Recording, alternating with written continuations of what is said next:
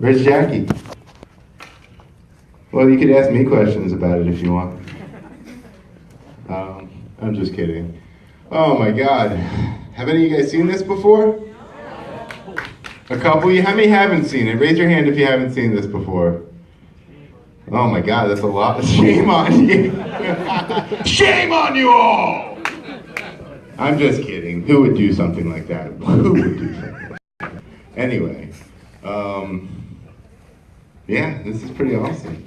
Yeah, I'm glad so many people who haven't seen it before came out for this. I mean, this movie really, it literally changed my life the first time I saw it.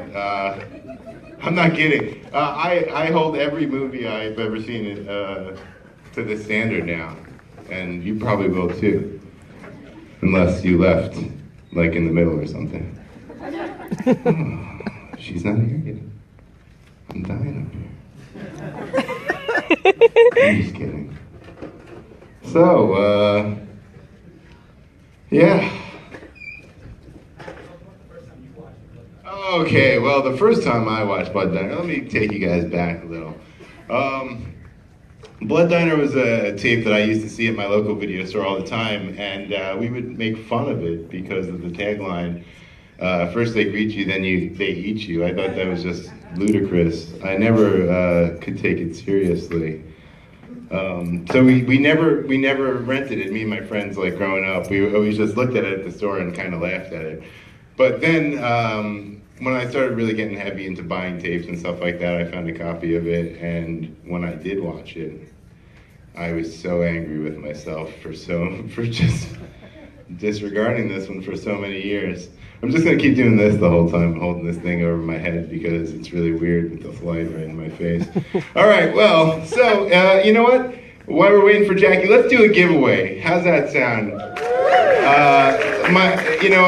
As I said earlier, I'm Matt from Horror Boobs. Horror Boobs is a group of people that do weirdo screenings in around the New York area, and I do it with my lovely partner, Katrina. Do you want to come up and do a trivia question with these guys? Or I'll come up to you. How's that sound?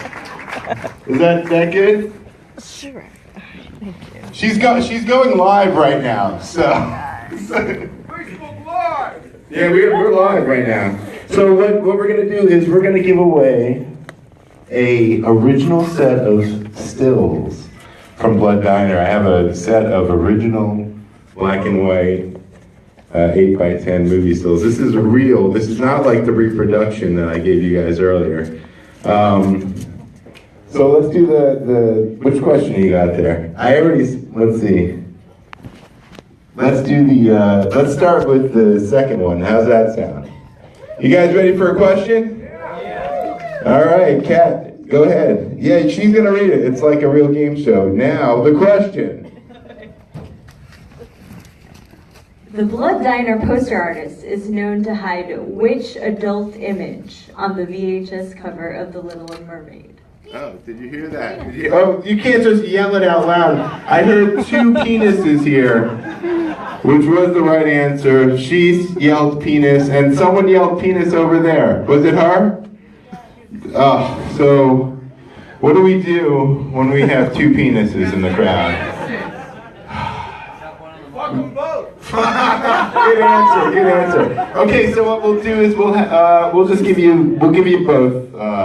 We'll let you split them. How's that sound? There's 6 and 3 and 3. Here, take 3 of these and then give them to that young lady back there with the glasses. Thank you. Hey, Jackie.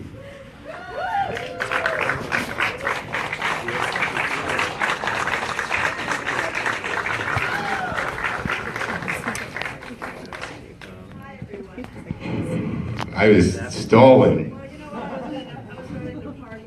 You already started to party. Well, I know that's going to be a big thing. We're all going to hang out and party after this, so we don't want to do this for too long, right? Or maybe we'll do it for a Well, if whatever question we don't get answered here, come down and ask me downstairs. Yeah, that sounds good. And again, I'm giving away a Blu-ray downstairs, so go to the stage and you'll see how to go about doing it. Yeah. And I think I'll give it away at 11:30. You don't have to say penis to get the Blu-ray. All right, Oh question. my God. You just missed me gushing over the film. It looked awesome on the big screen. I'm so Amazing happy. on the, you are really lucky to see it on such a huge, beautiful screen because it's really. What did you think? Most of these people have not seen it before, Jack. Oh, okay. A show of hands on who has not seen Well, it. we did that already. Don't worry. Yeah. Yeah. I'm just. I know. I was just joking. All right. What did shocking, surprising? What did you guys think? Awesome. Okay. Quite moving. All right. Cult classic. I like that one. Thanks. I have a question. How many of you guys out there are vegetarians? Yeah. After you saw this film, had you seen it before? Okay. A lot of people became vegetarians after seeing it. After seeing, I can't see that being possible. Just kidding. Well, let's talk about this movie. Was actually kicking around for a little while before you became a part of it. It was Jimmy Maslin and Michael Sonyi. It had a script that was based on Blood Feast. Right. This was actually originally Blood Feast too. Right. They were going to try to make Blood Feast and floating around for like 4 or 5 years. Couldn't get it made. I had just finished a film called Night Patrol, which was a comedy that was Murray Langston, the unknown comic, everybody. Billy Barty and Murray Langston and the unknown comic, of course. Linda Blair. You guys. Woo! So we had 55 stand-up comics. So that trained Andrew Dice Clay. Andrew Dice Clay when he was completely unknown. So we had every up-and-coming comic and every sort of down and falling comic in that film, and came up with a technique to direct comedians hopped up on coke, basically. Seems like a feat. Yeah, it was actually a pretty interesting technique. I would wait. Everyone would say, "I got to go to my car now," and they'd come back really hopped up. So I would direct everyone else, shoot everyone around them until they sort of started coming back down to like normal. Because you can't be too hopped up on a screen this large. And I shot all my films on 35 millimeters, so intending it for the theater. And in fact, both Night Patrol and this film. You got to be honest. You could tell they were on drugs in Night Patrol. You could. Yeah. Oh, okay. Definitely. Good. All right. Maybe in this one too. I guess that didn't work then. Okay, I have a question for you. Could you tell if Jimmy Hitler was on drugs? Yeah. Steroids. All right, no. Don't blow. I was going to ask, what drug do you think he was on? I'm sorry, I blew And it. you blew it as well. He was totally hopped up on steroids, and so everything that you saw was For real? For real. For real. I thought you knew. I was just joking. And so basically, we had everything rehearsed. These were all untrained actors, and they never had been in front of the camera before in their lives. So when they told me you've got to make this film really low budget, I decided to hire sort of Fellini-style musicians that were on the punk rock scene at the time. And like Rick Burks, Michael was a lead singer in a punk rock band, and so I went for that because I knew at least they were used to being on stage and being in front of an audience. And so it was quite a feat casting this with non-SAG actors. So I went on the streets of Hollywood and found characters instead.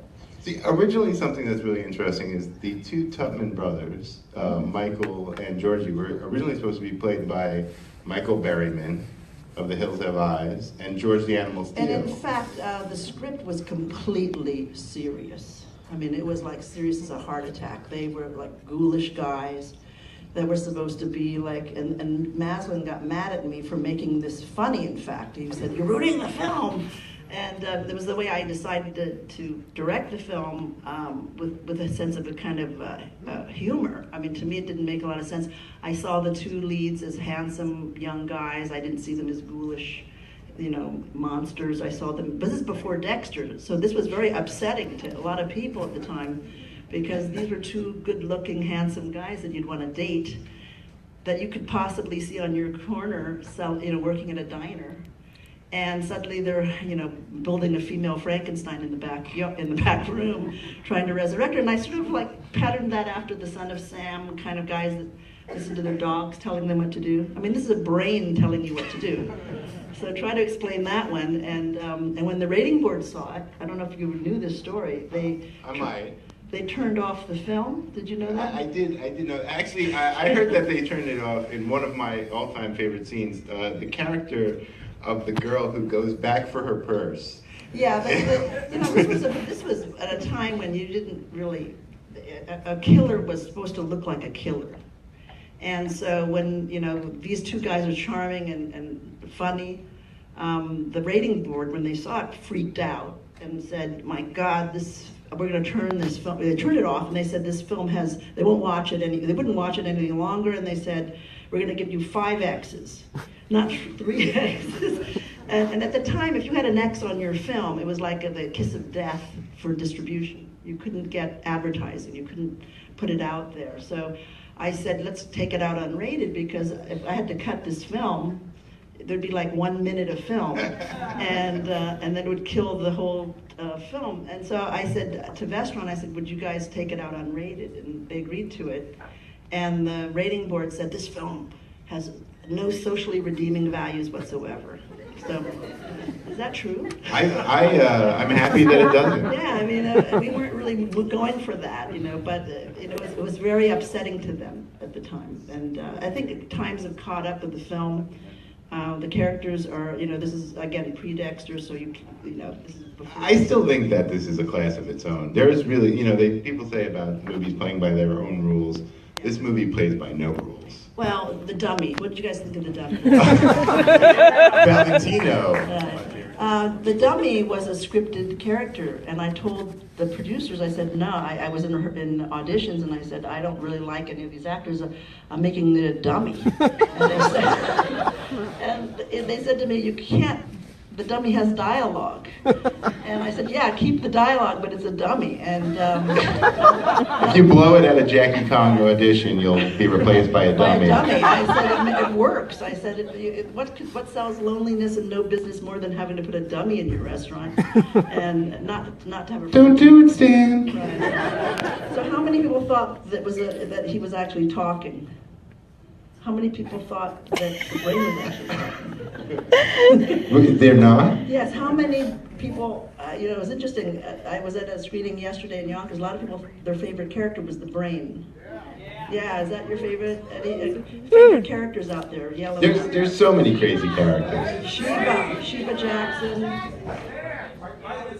The archaeologist, interesting. Okay.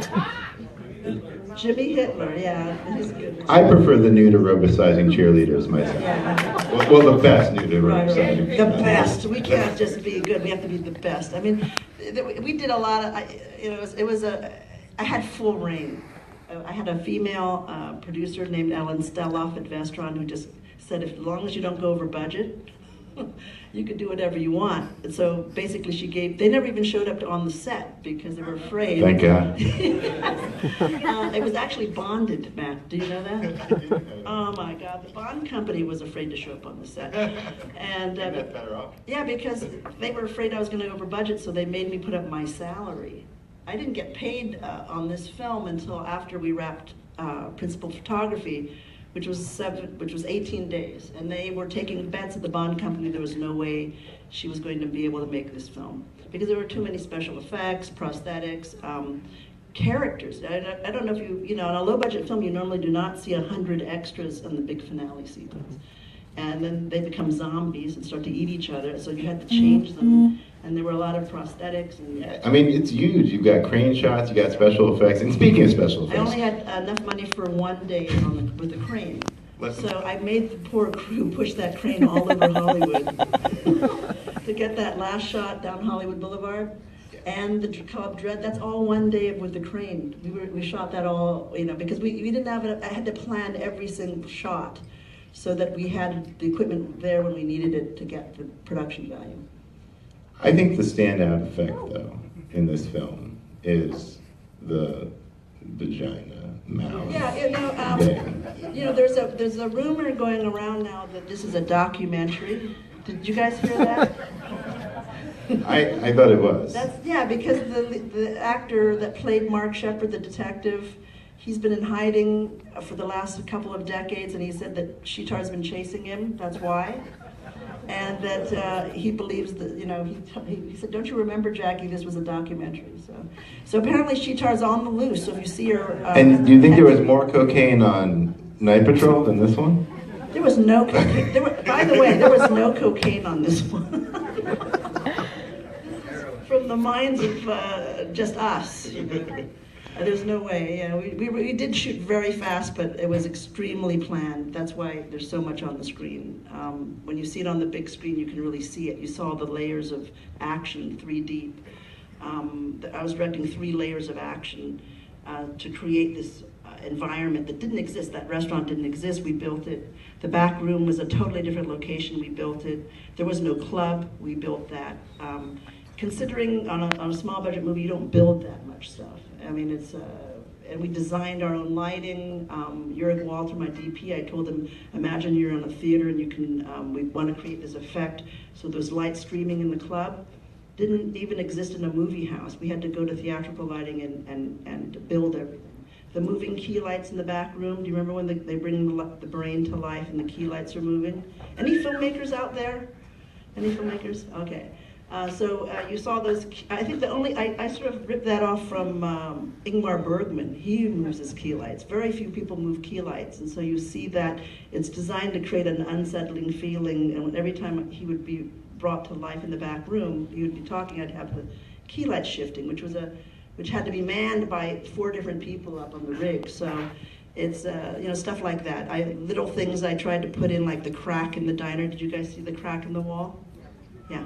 You could see it on the big screen, you can't see it on the VHS, so that was... There's tons of new things I've noticed, like getting to see it on the big screen, which was awesome. Like seeing the pom-poms fall out of the locker, that I never noticed before. Oh, you didn't notice that? Yeah. There are a lot of details in the film that you just can't see on a smaller screen. So, because it was designed for a big screen like this, when we shot it.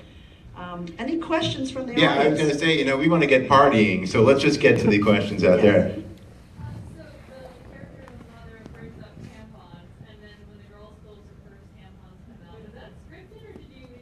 There's nothing, so much of this was not scripted. Yeah, it was not at all scripted. We did it in rehearsal. I did do rehearsals, and I'd write stuff in rehearsals. None of the zombie attacks you saw in the finale were scripted, not one. So it was a... intention of bringing up tampons a lot? I think because my company at that time was called PMS Filmworks. Beat me to it. And my production manager, who I had actually a producer, my production manager was a woman.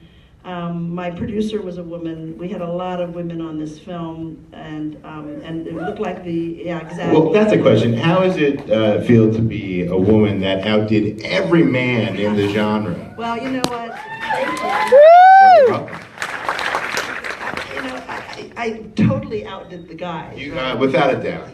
That's why everybody thinks I'm a guy right now. There was like in my film Night Patrol, they dubbed me in Italian with a guy's voice. Basta ragazzi, basta ragazzi. So I was a man. People would ask my sister, you're Jackie Kong's sister, what's he like?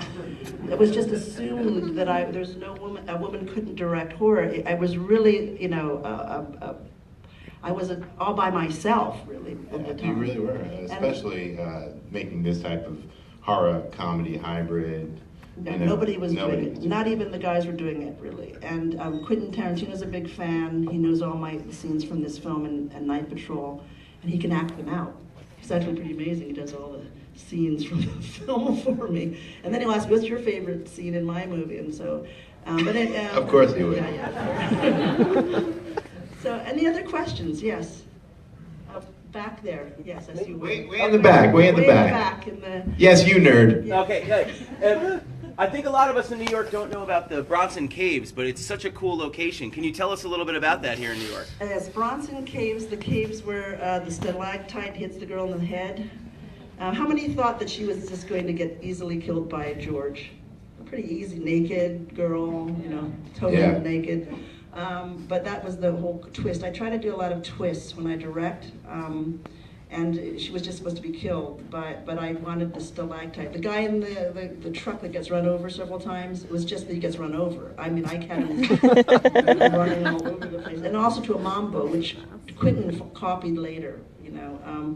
Quentin copied something? Oh. He just never asks, he just does it, and then he sort of regurgitates it and makes it his kind of thing. Bronson Caves is a cave right under the Hollywood sign. So if we get to LA, Go there. You can find it right up Bronson Avenue under the Hollywood sign. It's a famous location that's been used by a lot of horror films, a lot of low-budget films. Not that way, not the way I used it. But That's for sure. yeah. So, but it is a famous location. How many people have seen it before in film? You've seen it before. Yes. A question? They look like Lumerians. Yes. Yes, you are. Yeah. I want a picture with you. Okay. Since I was a kid and I saw this movie for the first time, it drove me crazy. What is the black box on top of the jar? On the brain? That was a lighting rig. And the thing that makes it bubble. Was there a story? No, because I turned to the art department and said, you've got to get the brain to look like it's talking. You notice that it's got no lips, right? And I needed the eyes moving, so there's a whole motorized thing on top of the jar. Special effects, man. Yes.